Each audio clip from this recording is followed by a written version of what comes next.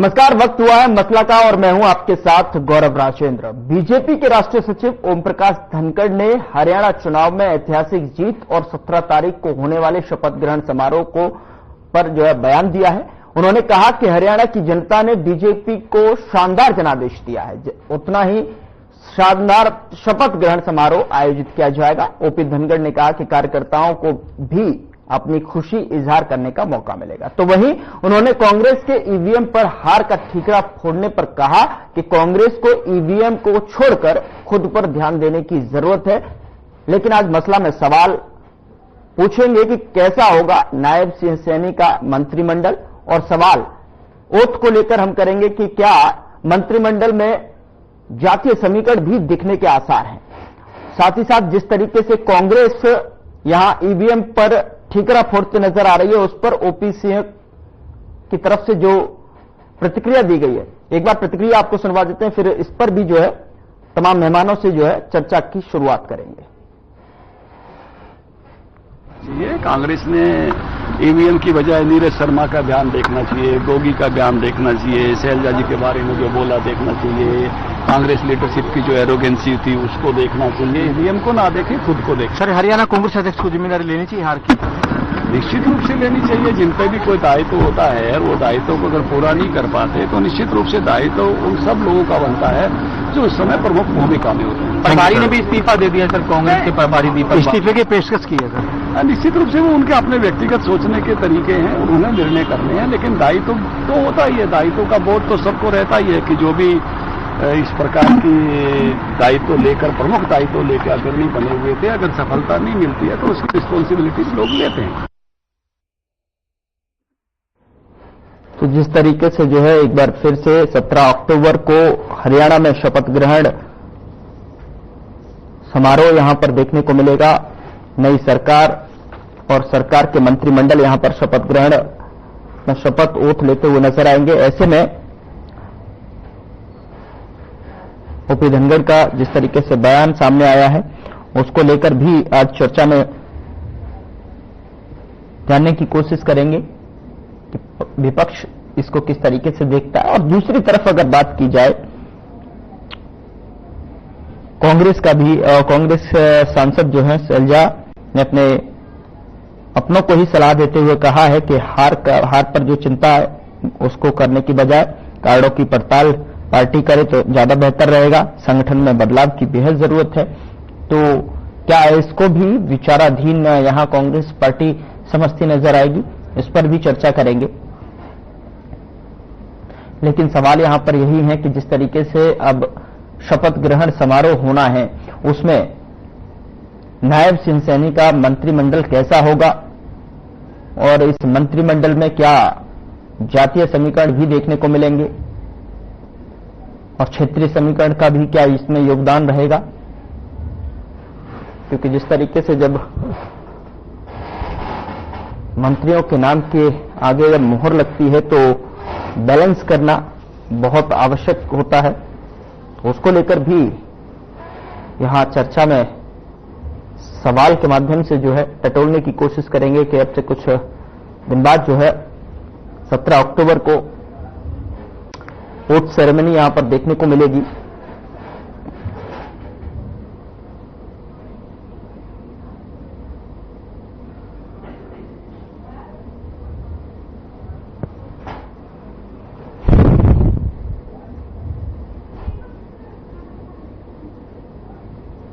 तो ऐसे में अगर मीटिंग की बात करें, बैठक की बात करें, तो शपथ ग्रहण से पहले बीजेपी की अहम बैठक भी देखने को मिली, जिसमें कि कार्यवाहक सीएम नायब सैनी, प्रदेश अध्यक्ष मोहनलाल बड़ौली शामिल हुए और शपथ ग्रहण की तैयारियों को लेकर भी चर्चा हुई।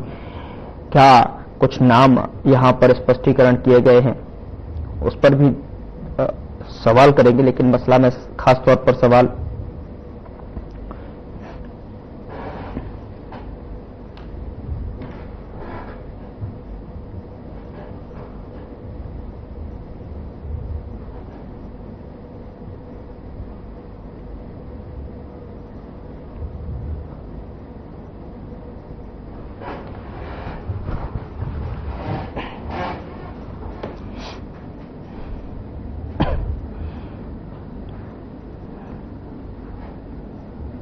17 अक्टूबर को शपथ ग्रहण समारोह और संभावित मंत्रिमंडल किस तरीके का रहने वाला है वो भी यहां पर हम समझने की समीकरणों से जो है कोशिश करेंगे कि क्या समीकरण हैं, क्या समीकरण कहते हुए नजर आ रहे हैं, जो कि पैनल हमारे साथ मौजूद होगा।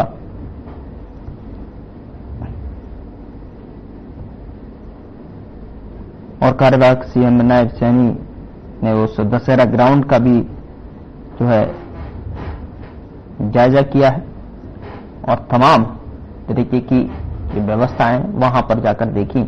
और लेकिन इस तरीके से जो है ओपी धनखड़ के तरफ से जो बयान है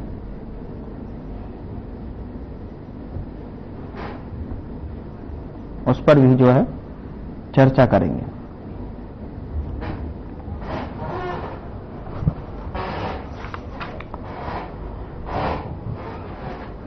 मसला में जो है आज हम चर्चा की शुरुआत करें, लेकिन उससे पहले जो है आपसे जो है अपने पैनल में जुड़े मेहमानों का तारुफ करा देता हूं।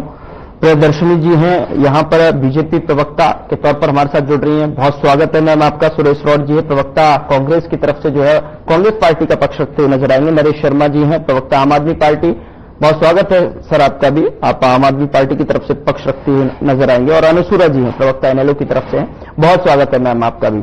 आप सभी मेहमानों का स्वागत है। लेकिन सबसे पहले प्रियदर्शनी जी मैं आपके पास आना चाहूंगा, आपसे समझना चाहूंगा कि किस तरीके से जो है ये मंत्रिमंडल का विस्तार और किस तरीके से ओथ सेरेमनी यहां पर देखने को मिल सकती है, चूंकि इसमें कयास लगाए जा रहे हैं कि क्या इसमें जातीय समीकरण भी जो है मेंटेन करने की कोशिश यहां पर की जाएगी, किस तरीके से जो है, अगर आपके पास कोई खबर इससे जुड़ी, चूंकि इस पर जो है लगातार बैठक चल रही है और बैठक हुई भी है, क्या कोई स्पष्टीकरण हो पाया आप तक?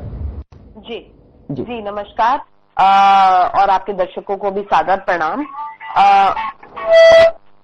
मेरी आवाज ऑडिबल है ना? आवाज ऑडिबल है?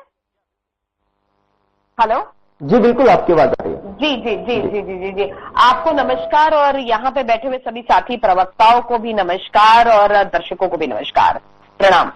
मुझे लगता है कि एक हर्षोल्लास का विषय है, जैसी सरकार की परिकल्पना हरियाणा के वासियों ने कर रखी थी, आज वैसी ही सरकार मिल रही है। एक स्थिर सरकार मिल रही है, एक ऐसी सरकार जो 5 साल जनता के काम करेगी। अंग्रेजी में कहावत है, when comes a power there is a lot of responsibility also come। जब हमारे पास सत्ता आती है या पावर आती है तो हमें उत्साहित नहीं हो जाना चाहिए, जलेबी नहीं बांटना शुरू कर देना चाहिए। हमें जो है उस जिम्मेदारी को समझते हुए उस पर कारगर रूप से काम करने की आवश्यकता है, पहली बात। दूसरी बात कि आज हमारी बहुत ही बड़ी बैठक हुई है पंचकुला में, जहां पे भारतीय जनता पार्टी हरियाणा से जुड़े हुए सारे के सारे वरिष्ठ नेता थे। वहां पे कैसे प्रोग्राम होगा, किस तरीके से होगा, इस पे विशेष रूप से चर्चा हुई है। हमारे जितने भी वरिष्ठ नेता हैं वो सब फील्ड पे सबको जिम्मेदारियां दे रखी हैं और माननीय प्रधानमंत्री और जितने भी हमारे राज्य के, जितने भी हमारे जहां जहां हमारी सरकार है, उन राज्यों के मुख्यमंत्री, घटक दल के हमारे जितने भी सहयोगी हैं वो सब आएंगे। और सबसे ज्यादा बड़ी हर्ष उल्लास में है हमारी जनता। आप देखिएगा ये एक महोत्सव की तरह होगा। वैसे भी मैं हमेशा बोलती हूँ कि चुनाव जो होता है वो एक महोत्सव की तरह होता है और जब उसका अंत होता है तो मुझे लगता है कि उसमें जनता को भी शामिल करना चाहिए। यही कारण है कि हम एक बहुत बड़े मैदान में कर रहे हैं और मैं आपको यकीन बोल रही हूँ, लाख से ज्यादा की संख्या की वहां पे हम लोग अपेक्षा कर रहे हैं कि इतने तो लोग आएंगे ही आएंगे। ज्यादा भी हो सकते हैं, कम तो नहीं होंगे, क्योंकि सबकी इच्छा है अपने अपने हर दिल अजीज मुख्यमंत्री को देखने की। हर किसी की इच्छा है अपने यशस्वी प्रधानमंत्री को देखने की। तो मुझे लगता है कि ये हरियाणा की जनता की जीत है। यहाँ पे मैं किसी पार्टी विशेष के क्रिटिसिज्म करने के लिए आज नहीं बैठी हूँ, लेकिन कोई करेगा तो जवाब भी दे दूंगी।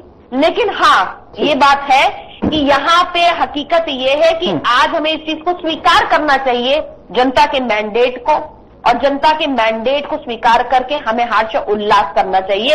और ये उम्मीद रखती हूं मैं पूरे विश्वास के साथ कह सकती हूं, जिस किस्म की भारतीय जनता पार्टी की कार्य प्रणाली है, तो उस कार्य प्रणाली में हम बिल्कुल खरे उतरेंगे। जो हमने वादे किए, हमारे जितने भी एमएलए हैं, आप देखेंगे फील्ड पे उतर गए हैं। किस तरीके से वो मंडियों में जाना उन्होंने शुरू कर दिया है, किस तरीके से एक्शन मोड में आ गए हैं। अभी हाल फिलहाल में ही आंगनवाड़ी महिलाओं को भी उनको भी सौगात दे दी गई है। तो ऐसा नहीं है कि एग्जैक्टली तो आप सोच सकते हैं कि किस तरीके से हम लोग एक्शन मोड पे आ गए हैं। हमने जो वादे किए हैं, हम एक एक वादा पूरा करेंगे और नहीं तो जनता को जवाब देंगे। हमें भी मालूम है कि हमें जनता को जवाब देना है। तो मुझे पूरी आशा है इस सरकार से और बहुत बेहतरीन काम करेगी। ठीक है, डिबेट को ओपन करते हुए मैं सुरेश रॉड जी में आपके पास आना चाहता हूं। सुरेश जी, सबसे पहले मैं आपसे समझना चाहूंगा कि क्या जिस तरीके से प्रियदर्शनी जी ने कहा और जिस तरीके से हमने बाइट भी आपको सुनाई ओपी धनखड़ जी की, तो वो ये कह रहे हैं कि आपको जो है दूसरी पार्टी की तरफ नहीं देखना चाहिए, आपको अपनी पार्टी से रिलेटेड अपनी पार्टी में ही झांकना चाहिए, तस्वीर देखनी चाहिए, बदलाव की आवश्यकता है, ईवीएम पर ठीकरा न पूरा। और दूसरा सवाल मेरा ये है, जो वोट से रिलेटेड है, वोट सेरेमनी से रिलेटेड है, क्या आपको लगता है कि अब तीसरे टर्म में जो है बीजेपी यहां पर बेहतर काम करने जा रही है? सुरेश, देखिए, जो ओपी धनखड़ जी ने बयान दिया, वो बयान एक तरह से कांग्रेस पार्टी या कांग्रेस पार्टी के नेता और कार्यकर्ताओं के लिए ज्यादा नहीं है, बल्कि वो हरियाणा प्रदेश की जनता के लिए है।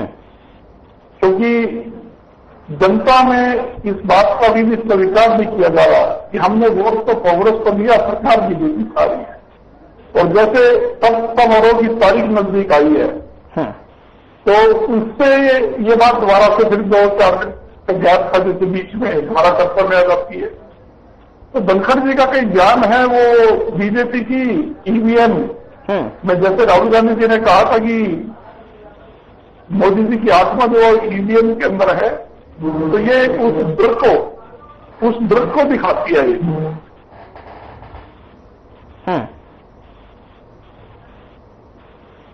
तो मेरी आवाज सुन पा रहे हैं आप? जी बिल्कुल, आपकी आवाज आ रही है, आप कंप्लीट कीजिए। जी, तो मैं आपको बताना चाहता हूं, जैसे आपने जिक्र कर ही दिया, जिस दिन पोलिंग हुई 5 अक्टूबर को, उस दिन 61.19 यानी 61.19 मतदान चुनाव कमीशन ने बताया। और जिस दिन गिनती हुई उस दिन 67.90 यानी 6.7% का इजाफा हो गया, ये बढ़ोतरी हो गई। ये इलेक्शन कमीशन के डाटे हैं लोग। 90 सीटों में अगर हम इसको डिवाइड करते हैं 6.7 की परसेंटेज को या प्रतिशत को, 13 से 14,000 पर सीट, यानी 90 सीटों में 13-14,000 वोटों का फर्क आता है। और अगर हम इसको चुनाव रिजल्ट के ऊपर इंप्लीमेंट करके देखते हैं, 50 सीटों में फर्क पड़ता है, जिससे 20 सीट कांग्रेस पार्टी हारती है और बीजेपी जीतती है। 48 में से 20 जाते हैं तो 28 बचते हैं और 35 में 20 ऐड होते हैं, 57 बनते हैं। ये एग्जिट पोल। तो जैसे नरेंद्र मोदी जी ने चुनाव लड़ा वाराणसी से 3 घंटे इलेक्शन कमीशन की वेबसाइट को बंद रखा गया। एक बार नरेंद्र मोदी जी प्रधानमंत्री होते हुए पीछे चले गए थे गिनती में, और बाद में वो जीत गए। तो हरियाणा में तरह तरह की चर्चाएं हैं कि ये इलेक्शन जो है, जब तक बैलेट पेपर पे नहीं होगा तो जनता को उसके मतदान के अधिकार का, जो संविधान में दिया गया है, लोकतंत्र में दिया गया है, उस लोकतांत्रिक अधिकार का सदुपयोग करने का सुअवसर नहीं मिलेगा। तो कांग्रेस पार्टी के पास ये विपक्ष की जिम्मेदारी निभाने का जिम्मा तो लोगों ने दे ही दिया, तो सख्त विपक्ष की तरह इस जिम्मेदारी को निभाएंगे। इसके साथ साथ हमने, ठीक है सर, मैं आपके पास वापस लौटूंगा बिकॉज मुझे आपके टेक्निकल एरर मुझे दिखाई दे रहा है, आपका मुझे वीडियो फ्रेम नहीं दिखाई दे रहा है, इस वजह से जो है मैं किसी दूसरे जो है मेहमान के पास जाना चाहूंगा, आपके पास लौटूंगा आपसे पूरी बात को कंप्लीट करने के लिए।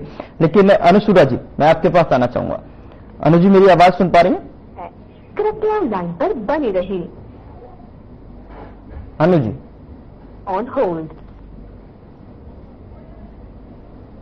ठीक है, मुझे लगता है अनु जी के पास भी मुझे टेक्निकल एरर दिखाई दे रहा है, उनकी जो उनका मेरा वॉइस है वहां तक नहीं पहुंच पा रही है। नरेश जी, आप मुझे सुन पा रहे हैं? सुन पा रहा हूं। ठीक है सर, मैं आपसे जानना चाहता हूं, क्या आपको लग रहा है कि जिस तरीके से जो है डबल इंजन की सरकार जो दावे यहां पर करती हुई नजर आ रही थी, उनमें से अगर देखा जाए तो जैसे कि प्रियदर्शनी जी भी ने बताया कि किस तरीके से जो है आशा वर्कर्स को जो है किस्तें जारी होना, या फिर जो है अब देखिए यहाँ पर शपथ ग्रहण समारोह से पहले जो है कहा जा रहा है कि 25,000 जो युवा हैं उनको नियुक्ति पत्र भी दिए जाएंगे। आपको लग रहा है कि जिस तरीके से जो मैनिफेस्टो में जो बातें यहाँ पर बीजेपी करती नजर आ रही थी, तो जो है उन पर एक्शन मोड में दिखाई दे रही है? क्या आपको भी लग रहा है कि जिस तरीके से आपने जो यहाँ चुनाव लड़ा उसमें कहीं ना कहीं कमी रहती हुई नजर आई? सबसे पहले नमस्कार, मैं आपको, आपके दर्शकों को और सभी चैनलिस्ट को बहुत बहुत नमस्कार। आपने एक बात कही थी, कल के लिए मैं बीजेपी को धन्यवाद करना चाहता हूँ और बधाई देना चाहता हूँ, क्योंकि कल शपथ ग्रहण समारोह, लेकिन प्रियदर्शनी जी ने ये भी बताया कि कौन शपथ लेगा, मुख्यमंत्री कौन है। तो कृपया करके ये भी जब नेक्स्ट टाइम आएगा इसके अंदर बता दें कि कौन देने वाला है, क्योंकि सस्पेंस होता है कि 12 से 15, 15 से 17 तारीख ये 3 डेट निकल गई। आज तक हमने देखा नहीं कि बीजेपी में इस तरह से रहा, कहीं ना कहीं कुछ ना कुछ इंटरव्यू तो है और वो कैसे सॉर्ट आउट किया।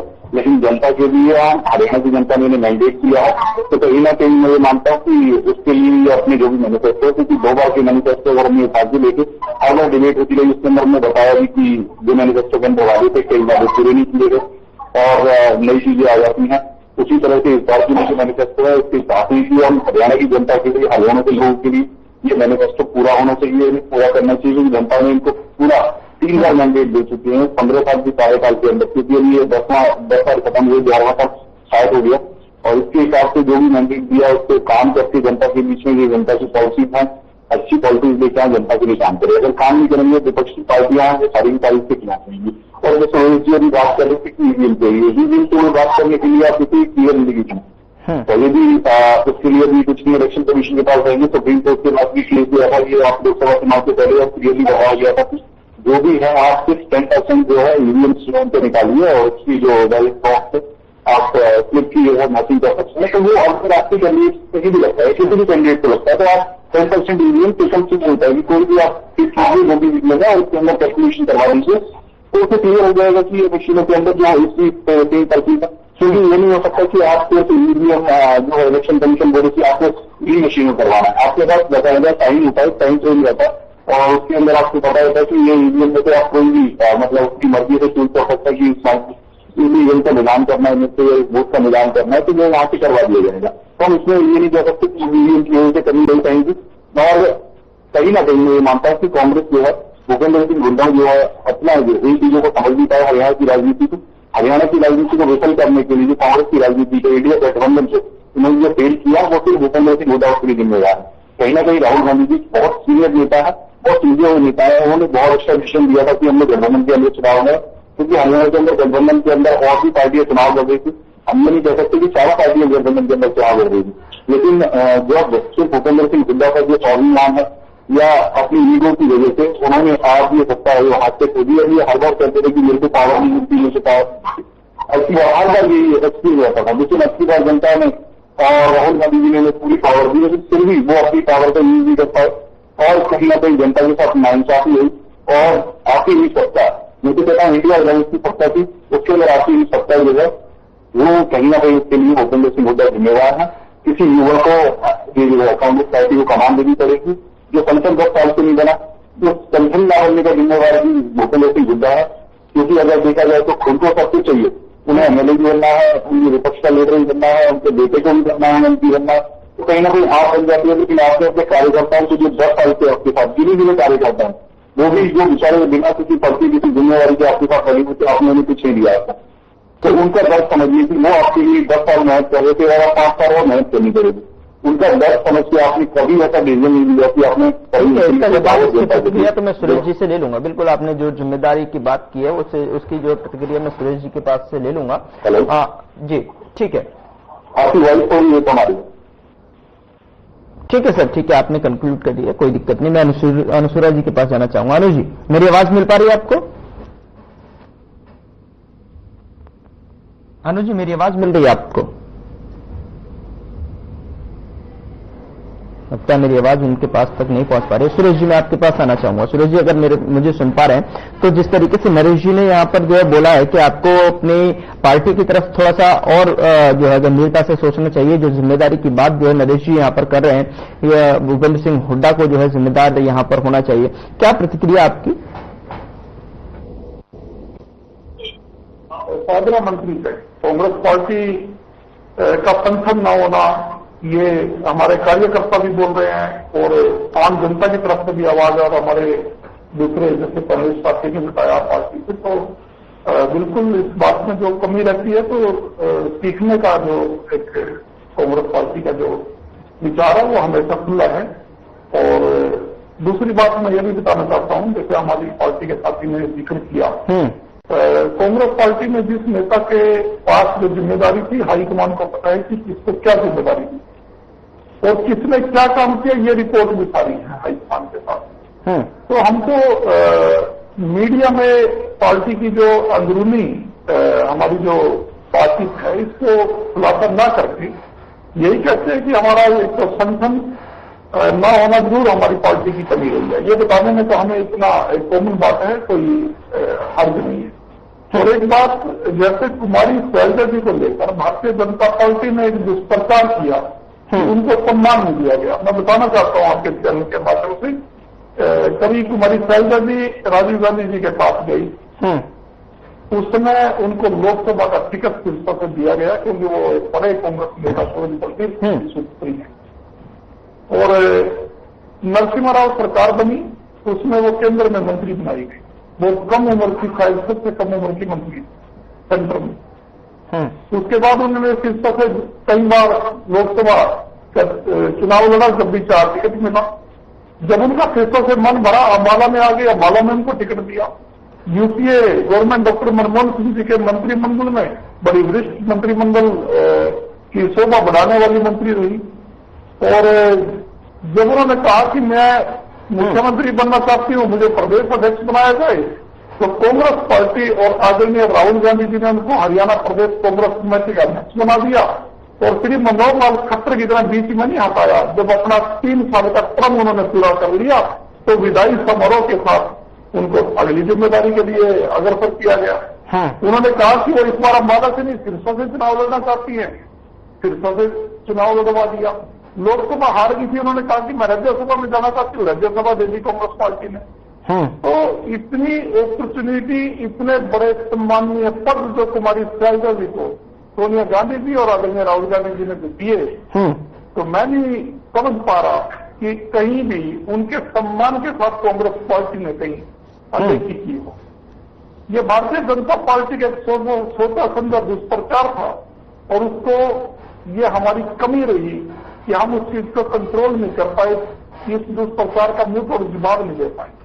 जिन लोगों ने खुद कुमारी शैलजा के पूरे राजनीतिक जीवन में उनके खिलाफ चुनाव लड़ा और वही उनके सम्मान की बात करते रहे, नायब सिंह सैनी जी कहते थे कि बेचारी के साथ, महिला के साथ, किसी प्रदेश के मुख्यमंत्री को, एक राजनीति महिला को ऐसे बेचारी और महिला कहना, ये भी हमारे हिसाब से तो शोभनीय नहीं है कि हमारे यहाँ तो महिला और पुरुष में कोई अंतर नहीं है, बराबर के अधिकार है, बराबर का उनका स्वामित्व है हर जगह, चाहे घर हो, चाहे ऑफिस हो या फिर राजनीति। नहीं, ठीक है। आपने जी कांग्रेस पार्टी, मैं बिल्कुल आज इस बात को ईमानदारी से स्वीकार करता हूं कि कांग्रेस पार्टी कुमारी शैलजा जी के अपमान का जो ये दुष्प्रचार बीजेपी ने किया, इसको संभाल नहीं पाई, इसका जवाब नहीं दे पाई और इससे भ्रमित होकर 1% के आसपास हमारा दलित वोट दाएं बाएं हमारे से खिसक गया, दाएं बाएं चला गया। अच्छा, आप कह रहे हैं जवाब नहीं दे पाए, वही डिफरेंस है।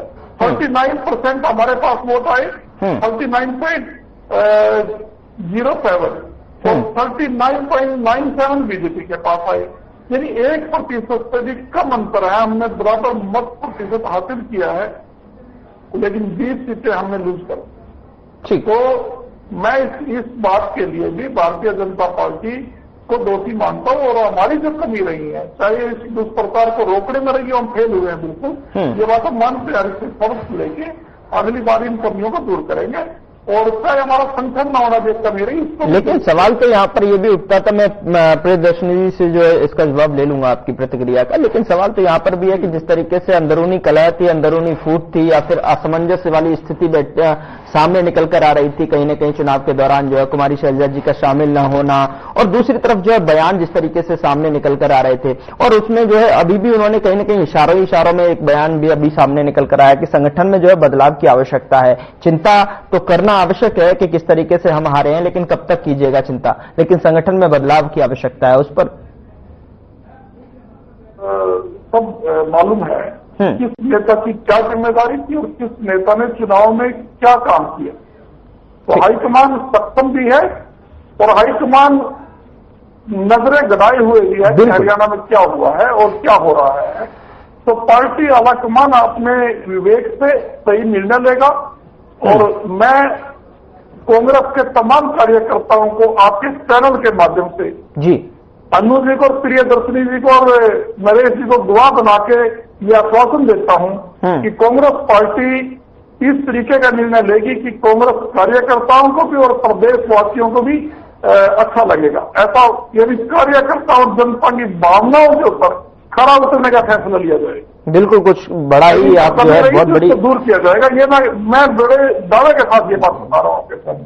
बिल्कुल आज कुछ बड़े ही आपने बड़े दावे के साथ में साक्षी माना आपने तीनों को, मेहमानों को, यहाँ पर कुछ बड़ा ही जो है आप बदलाव करने की ओर इशारा कर रहे हैं। ठीक है, उस दिन का भी इंतजार हमें रहेगा, लेकिन आ रहा हूं मैं प्रियदर्शनी जी, मैं आपके पास आ रहा हूं। बिल्कुल आप मुस्कुरा रही हैं और अनु जी को भी मैं शामिल कर रहा हूं क्योंकि कुछ टेक्निकल एरर की वजह से जो है मेरी आवाज वहां तक नहीं पहुंच पा रही थी। प्रियदर्शनी जी भी मैं आपके पास लौट रहा हूं, लेकिन अनु जी क्या आपको जो है अब जो 17 अक्टूबर का सेरेमनी वाला दिन है वो खलने जा रहा है, क्या खलता नजर आ रहा है? क्योंकि और दूसरी चीज, जिस तरीके से सुरेश जी ने आज जो है साक्षी मानकर एक कुछ बड़े संकेत यहां पर दिए हैं, तो उसके लिए जो है आप किस तरीके से तैयार नजर आ रहे हैं?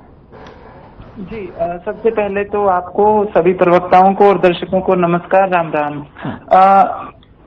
देखिए हरियाणा के अंदर एक सरकार का गठन होने जा रहा है, तो चाहे पार्टी कोई भी हो लेकिन सरकार सबकी होती है, इसलिए मैं सबसे पहले तो शुभकामनाएं दूंगी भाजपा प्रवक्ता को भी और पूरे हरियाणा को भी कि उन्होंने जो भी मैंडेट दिया है उसे स्वीकार करना हमारा फर्ज भी बनता है। तो हमें क्यों तकलीफ होगी, ये हरियाणा की जनता ने ये मैंडेट दिया है तो इसे स्वीकार करना ही होगा।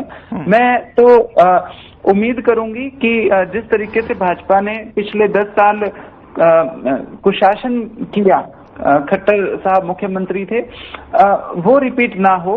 अगले जो आगामी 5 साल हैं उनमें अच्छा जनता के लिए काम हो, खासकर हमारे किसान, मजदूर, महिला वर्ग के लिए आंगनवाड़ी वर्कर्स, हमारे सरपंच, बहुत वर्ग ऐसे थे जिन के ऊपर बहुत अत्याचार पिछले 10 सालों में हुए हैं। तो बिल्कुल सैनी साहब से हम तो ये उम्मीद करेंगे कि वो अपना रवैया ठीक रखेंगे। तो हमारी शुभकामनाएं हैं सरकार को। ठीक है, शुभकामनाओं के साथ में प्रियदर्शनी जी कुछ कह रही थी आप, जो है आप अब कह सकते हैं। और दूसरी चीज सवाल मेरा ये है कि जिस तरीके से जो है उम्मीद लगाई जा रही है कामों को लेकर, और जो है यहाँ पर सुरेश जी ने भी आरोप लगाया कि आपने दुष्प्रचार यहाँ पर कहीं न कहीं कुमारी शैलजा जी को लेकर आपके नेताओं ने जिस तरीके से प्रचार में देखने को मिला, उसको कहीं न कहीं उसका जवाब नहीं दे पाए, इसकी वजह से हो सकता है जो है डाइवर्ट हुआ है यहाँ पर vote. Priyadarshini ji, over to you.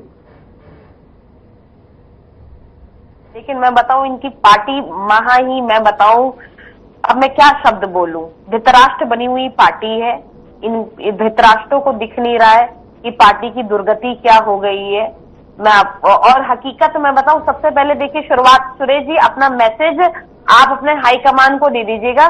जो 20-20 हजार रुपए इन लोगों ने कार्यकर्ताओं से लिए हैं ना, कि जो निवेदन, जिन्होंने आवेदन कर रखा था कि हमें चुनाव लड़ना है, 20,000 रुपए आपके भी गए होंगे सुरेश जी।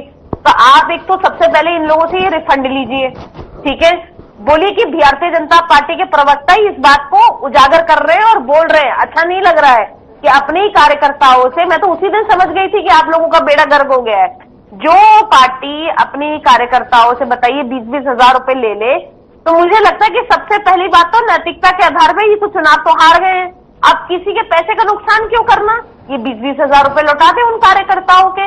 वो जो 2500-2600 कार्यकर्ताओं का जिनका ये आवेदन बोल रहे थे, नैतिकता के आधार पर शुरुआत इसी से की जाए। शुरुआत की जाए कि इन सबके पैसे लौटा दिए जाए, पहली बात है।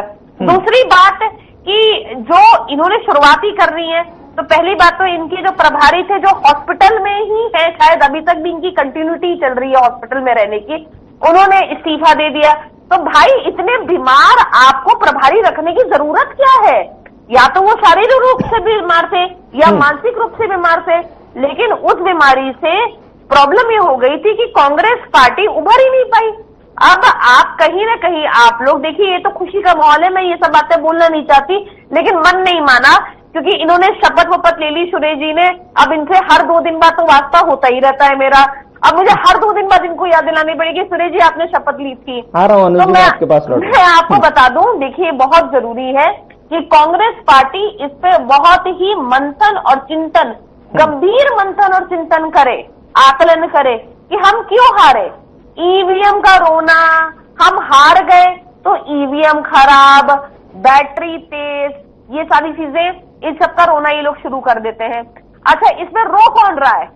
केसी वेणुगोपाल, जो कि मेरे हिसाब से मुझे लगता है कि उनसे उत्तर प्रदेश के चुनाव पे किसी ने पूछ लिया कि फैजाबाद एक जगह है उत्तर प्रदेश में, तो ना फैजाबाद इज उत्तर प्रदेश।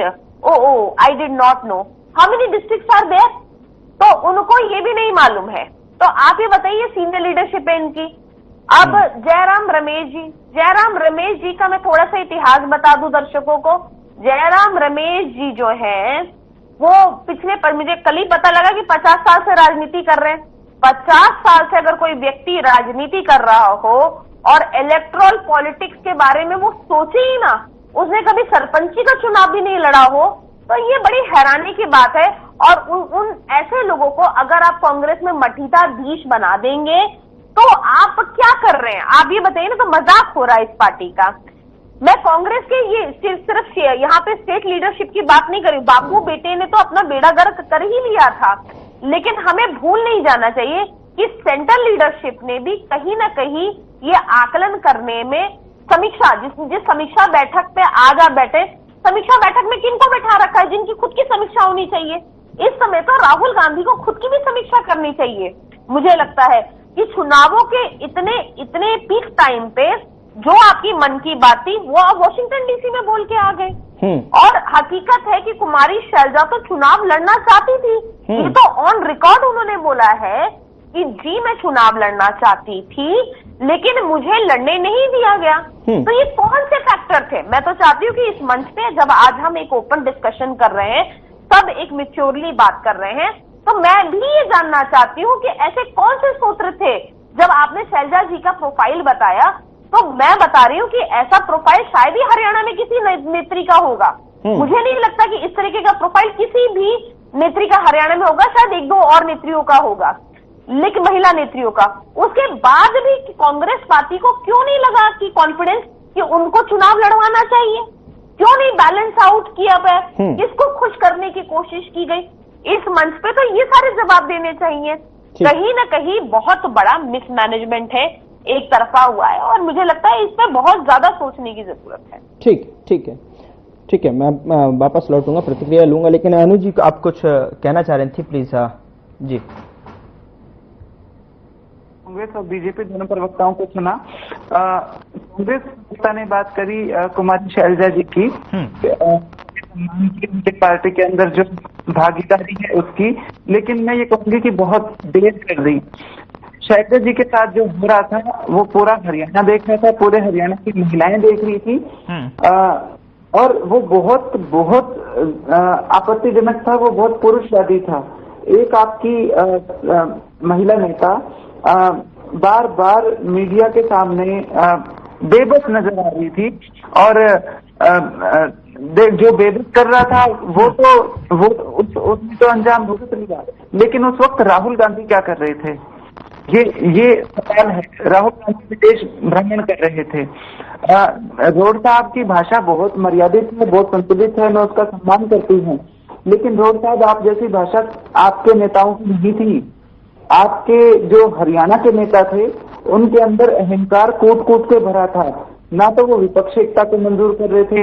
अरे विपक्ष की एकता तो बहुत बाद की बात होती है, वो अपनी पार्टी की ही एकता के विरोध में खड़े थे। ये जो हरियाणा के अंदर तीसरी बार भाजपा सरकार आई है, पूरी तरह से हुड्डा गुट जिम्मेदार है। इन्होंने जो तांडव हरियाणा के अंदर किया हुआ था लंबे समय से, उसका ये नतीजा है। और सिर्फ कुमारी शैलजा नहीं, किरण चौधरी के साथ क्या किया, महिलाओं को तो ये सिर्फ इन्होंने एक खुद ही शायद निर्धारण कर लिया है कि सांसद बन गई तो ठीक है, बस इससे आगे और क्या सोच सकते हो आप। या अगर कोई महिला विधायक है तो इनको महिला बाल विकास मंत्रालय दे देंगे, चौधर तो चौधरी करेंगे। ये जो आपकी सोच है आपकी पार्टी के नेताओं की, ये बदलनी होगी। चौधर महिलाएं भी कर सकती हैं। आप लोगों ने जो रवैया रखा था वो रवैया तो बदलना ही होगा।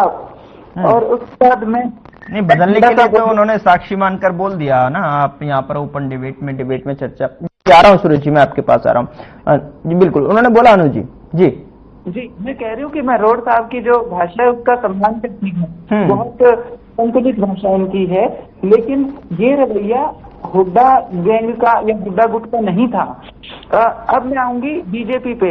बीजेपी की मेरी बहन ने कहा कि 20-20 हजार से लिए गए टिकटॉक से, वो सच है कि 20-20 हजार से लिए गए। लेकिन अगर हम इनेलो वाले ये बात बोले तो समझ में आता है, लेकिन भाजपा को ये बात नहीं बोलनी चाहिए।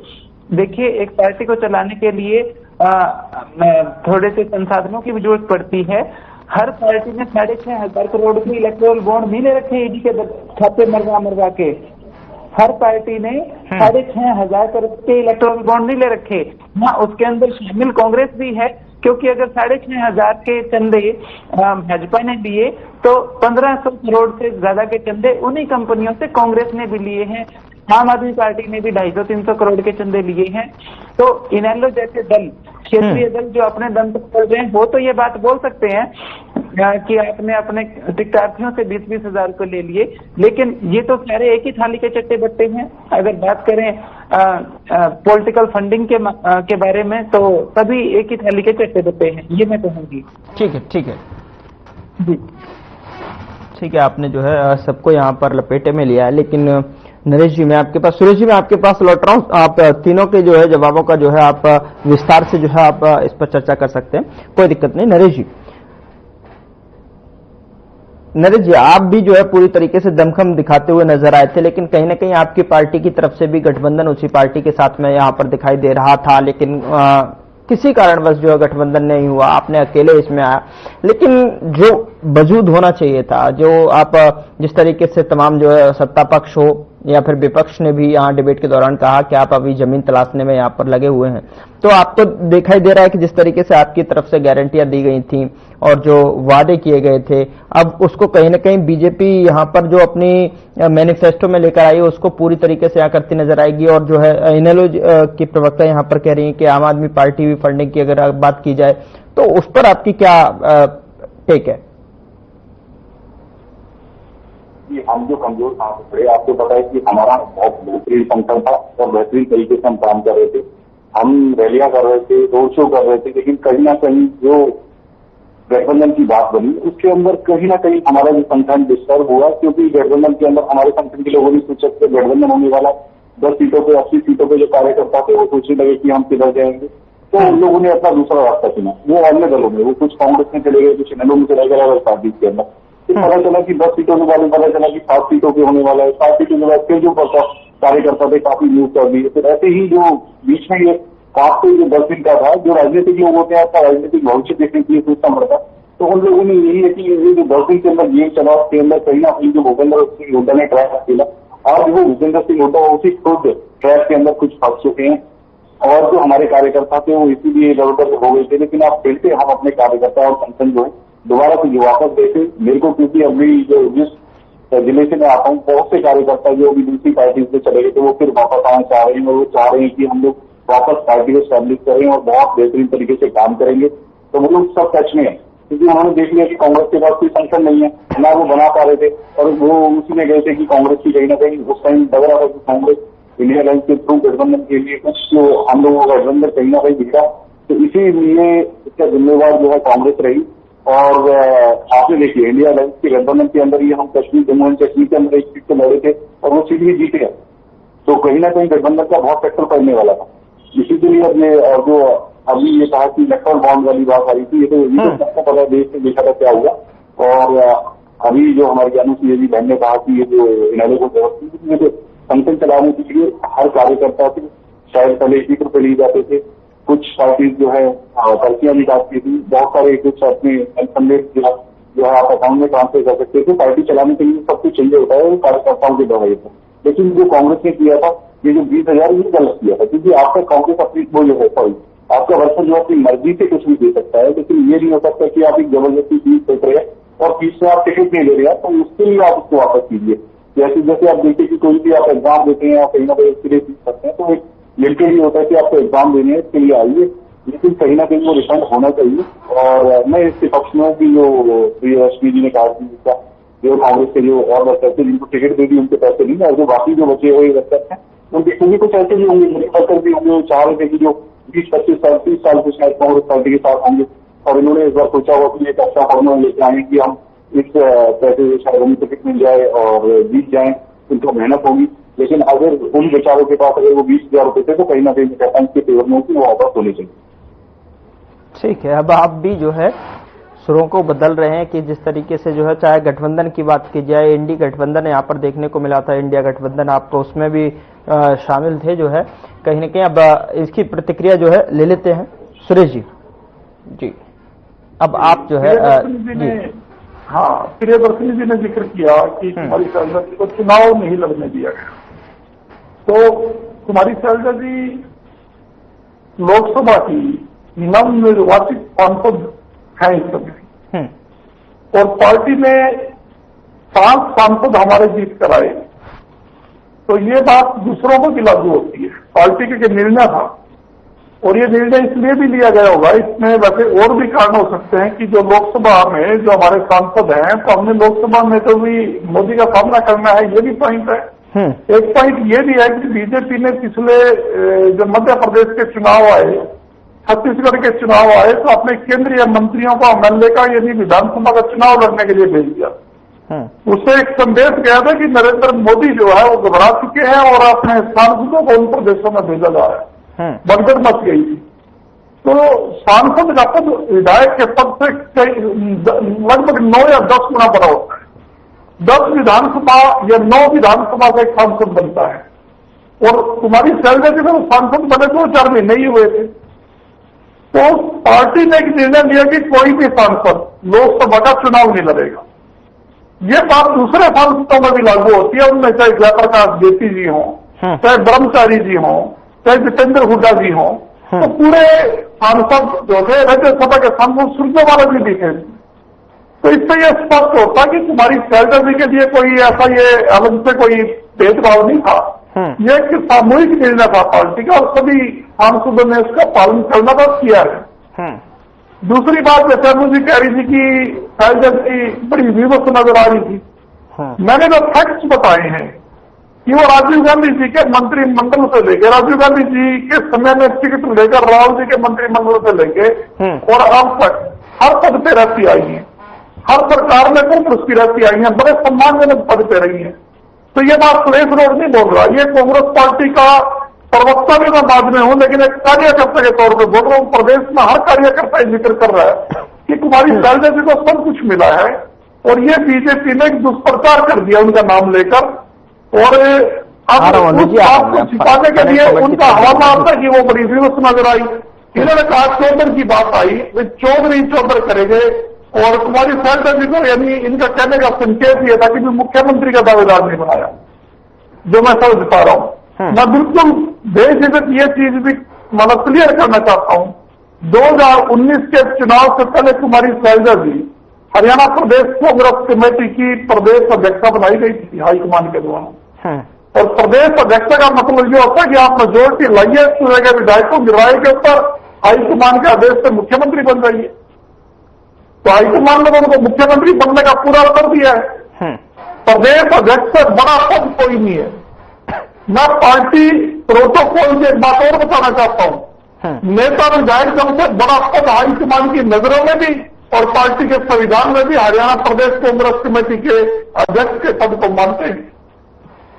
तुम्हारी शैलजा जी हरियाणा प्रदेश कांग्रेस कमेटी की अध्यक्ष थी, इससे ऊपर पार्टी को क्या बनाएगी बताइए।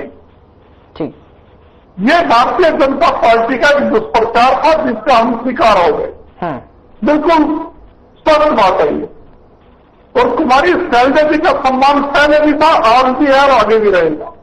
और उन्होंने मनोहर खट्टर का मुंह तोड़ जवाब भी दिया था, एग्जाम दिया था खट्टर साहब ने कि उनके लिए दरवाजे खुले हैं। चुनाव में शैलजा जी के इस जो मैं बता रहा हूं दुष्प्रचार को बुलाने के लिए खट्टर साहब ने यहां तक बयान दिया।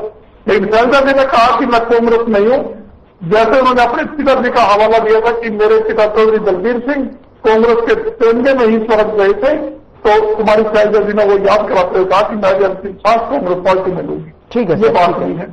तो कुमारी शैलजा जी ने तो खुद खंडन किया है बीजेपी के दुष्प्रचार का, ये बात बोलकर मैं ये बताना चाहता हूं। ठीक है, नरेश जी ने भी और प्रियदर्शनी जी ने भी और अनुज जी ने भी एक बात कही थी कि 20,000 रुपए का क्या जो है जी उस पर जो है आपका टेक एक क्विकली किया। देखिए, कांग्रेस पार्टी के कार्यकर्ताओं की खून पसीने की कमाई से पार्टी की सदस्यता शुरू से देते आए हैं। हम गांधी जी के टाइम से देते आए हैं और गांधी जी ने तो लोगों से जनता से चंदा इकट्ठा करके अंग्रेजों को निकाला। ये तो बुरी बात नहीं है। और कांग्रेस पार्टी की जैसे एक प्राइमरी सदस्य की फीस होती थी पहले 250 रुपए, फिर एक्टिव मेंबर बनते थे। एक तरह से ये जो साधन संपन्न लोग हैं जो एमएलए का विधायक के चुनाव लड़ना चाहते हैं, तो उनसे अगर 20,000 की फीस रख दी, कांग्रेस कार्यकर्ता तो इसको ये कह रहे थे कि ये कम से कम 50,000 करने से। और ये हमने कोई चोरी नहीं की है। कोई मैं आपके पास आ रहा हूं फाइनल कमेंट के लिए, समय का अभाव है सुरेश जी। बिल्कुल आपने हमने 20 कंपनियों से नहीं लिए, हमने तो अपने कार्यकर्ताओं से सहयोग राशि ली है, उनकी सहयोग राशि ली है। आपने कंक्लूड कर लिया। मैं फाइनल कमेंट ले लेता हूं। अनुज जी फाइनल कमेंट की तरफ बढ़ रहा हूं, समय का अभाव है, प्लीज आप 10 सेकंड में कंप्लीट कीजिए जी प्लीज। जी, रोड साहब ने कहा कि प्रदेश अध्यक्ष हमने कुमारी शैलजा जी को बनाया और प्रदेश अध्यक्ष से बड़ा कोई पद नहीं होता। उसी प्रदेश अध्यक्ष के पद पे अशोक तंवर थे जिनको मारपीट करके पार्टी ने निकाल दिया। तो वो अगर सबसे बड़ा पद था तो उस पद पे एक समय पे आप सुनिए, उस पद पे एक समय पे अशोक तंवर भी बैठे थे।